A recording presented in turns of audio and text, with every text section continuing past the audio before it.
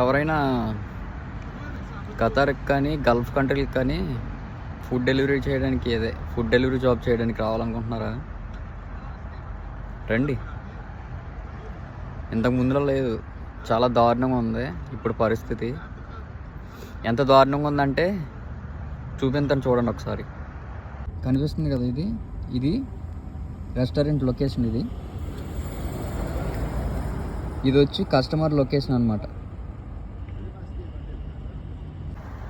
చూసారు కదా, అలా ఉంది పరిస్థితి. ఇది క్యాన్సిల్ చేసేయచ్చు, కానీ నేను పొద్దున్నుంచి ఆర్డర్ లేవు. ఇప్పుడు ఇది 8వ ఆర్డర్. నేను పొద్దున్న మధ్యాహ్నం 12 గంటలకు లాగిన్ చేశాను. షిఫ్ట్ అంతా క్లోజ్ చేస్తాడు. ఇంకో 3 గంటలు ఉంది నాకు డ్యూటీ. 3 గంటలు వేస్టే కదా అని పట్టుకెళ్ళాల్సి వస్తుంది ఆర్డర్ ఇప్పుడు కస్టమర్ దగ్గరికి. అది వచ్చి ఇప్పుడు దాదాపు 35 కిలోమీటర్లు కస్టమర్కి. నాకు వచ్చేది అంతా ఒక ఆర్డర్కి వచ్చి 5 రియాలని మాత్రమే. ఎవరైనా రావాలనుకుంటే ఆలోచించుకుని రండి.